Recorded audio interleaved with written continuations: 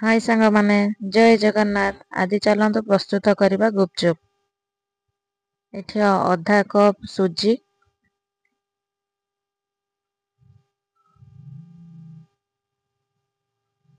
ସେଇ କପ୍ରେ ମାପିକି ଫୁଲ୍ କପ୍ ନବା ଅଟା,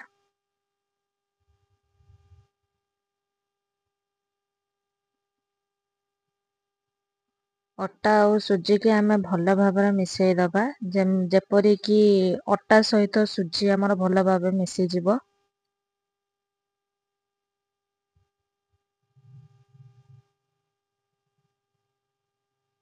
ତାପରେ ଆମେ ଅଳ୍ପ ଅଳ୍ପ ପାଣି ଦେଇ ତାକୁ ଭଲ ଭାବରେ ଗୋଳେଇବା। ଯେପରି ଗୋଟେ ଡ ପ୍ରସ୍ତୁତ ଆମେ କରିବା।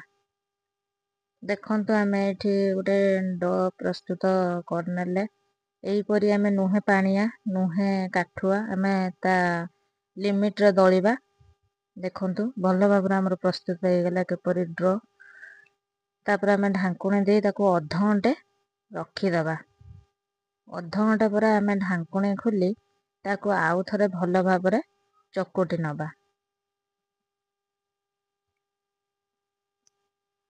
ତାପରେ ଆମେ ତାକୁ ଛୋଟ ଛୋଟ ଗୋଳା କରି ରଖିଦବା। ବେଲିବା ପାଇଁ ଆମକୁ ସୁବିଧା ହବ। ଏହିପରି ଆମେ ପାଣିପୁରୀ ପାଇଁ ଆମେ ଛୋଟ ଛୋଟ ଗୁଳା କାଟିବା। ଦେଖନ୍ତୁ ଏଠି ମୁଁ ଅଳ୍ପ କିଛି ବେଲି ନେଇଛି।